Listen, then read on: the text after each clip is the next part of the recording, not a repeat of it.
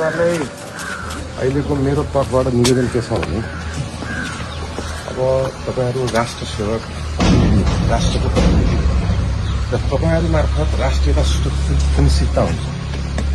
राष्ट्रिय अखण्डता, राष्ट्रिय झण्डा, राष्ट्रिय सर्वसत्ता माथि आक्रमण हुँदाखेरि न्यायको लागि को हुन्छ भन्दाखेरि देशको प्रहरी प्रशासन दिन्छ। हिजो मैले सुने, आज म त्यही अनुगमन गर्न गएको हो।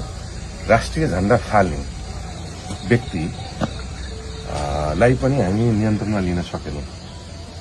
राष्ट्रिय झण्डा फाल्ने व्यक्तिलाई, जसलाई राष्ट्रसँग प्रेम छैन, जसलाई राष्ट्रिय झण्डासँग प्रेम छैन, ती मान्छे यहाँ भएको संरचना कस्तो गर्छ?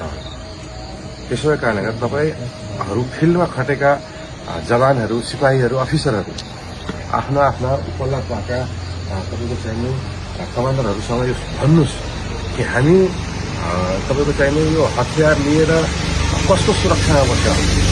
कुनै व्यक्तिको, कुनै समूहको कि देशको? देशै रहेन भने, राष्ट्रियतै रहेन भने, राष्ट्रिय झण्डालाई अपमान्नु भयो भने के हुन्छ यो प्रहरी प्रशासनको काम?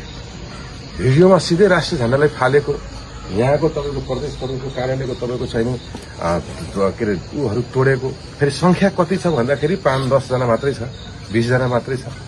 यहाँ हजारौंको टिममा तपाईँको चाहिँ प्रहरीहरू छन् हैन। अनि सधैँभरि विध्वंस हुन भइदिने, देशमा राज्य छैन, देशमा कानून छैन, देशमा संविधान छैन, कुनै चिजहरू छ भने कानूनी बाटो अपनाउँदा भइगयो नि। त्यसै कारणले गर्दा सम्पत्तिको संरक्षण गर्न तपाईहरूको पहल होस् है।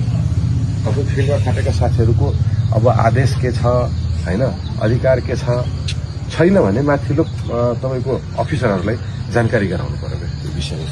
मुख्यमन्त्रीजी मर्निङ वाकमा आउनु भएको थियो, अब यसरी हेर्नुभयो हैन, राष्ट्रिय झण्डा फालेको प्रति उहाँको आपत्ति छ भनेर आफ्नो हाकिमहरूलाई, आफ्नो कमान्डरहरूलाई जानकारी गराउनुहोस्।